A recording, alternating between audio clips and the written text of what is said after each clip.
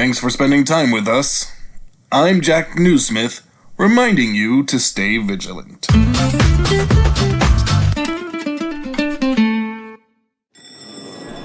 Okay, that's a wrap, people. Production meeting in 5 minutes.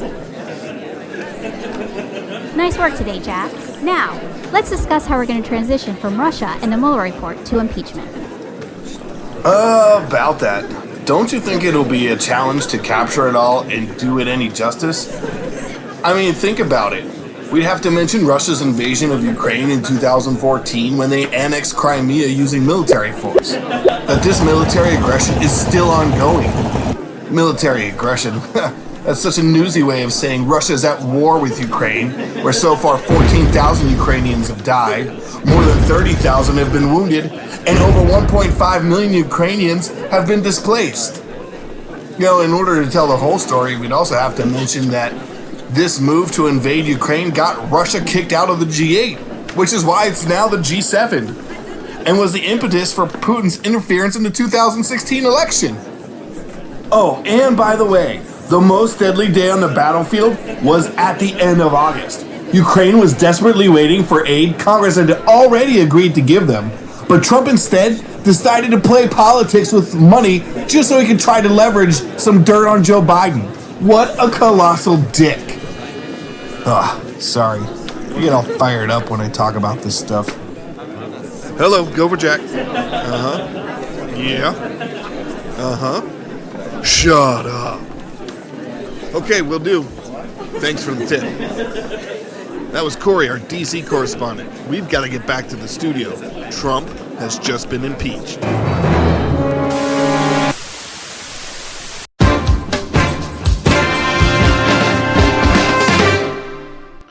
Good evening, I'm Jack Newsmith, and we have breaking news.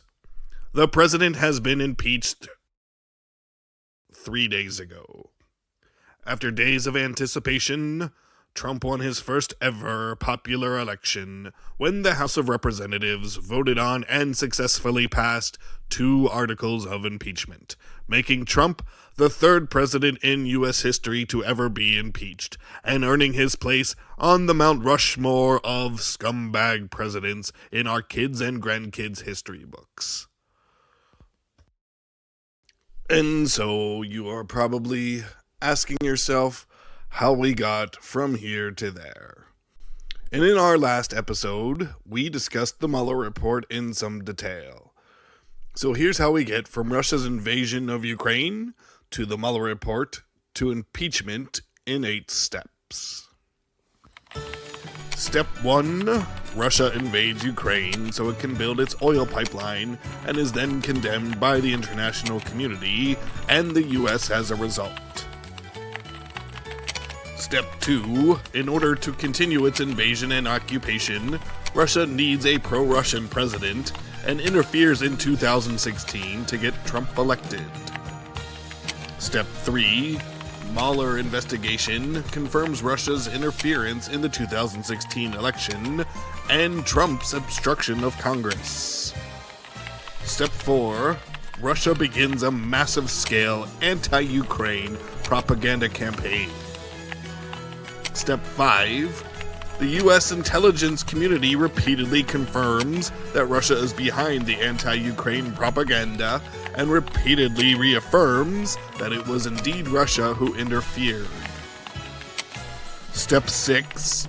In spite of all the evidence, Trump, Moscow Mitch, and other GOP surrogates begin parroting Putin's talking points. Step 7.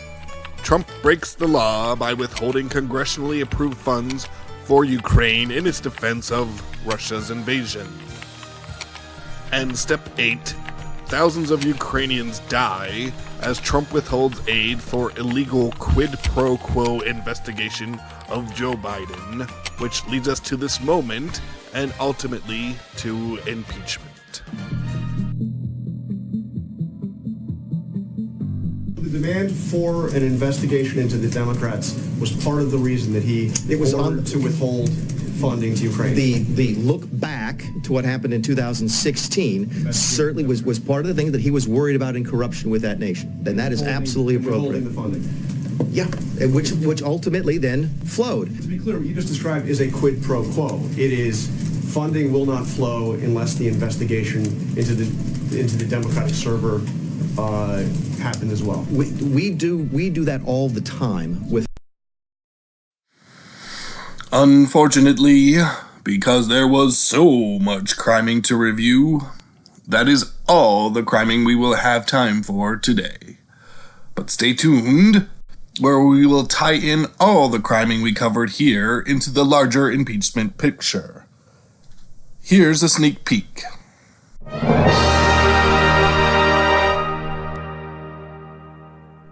Thanks for spending time with us. I'm Jack Newsmith, reminding you to stay vigilant.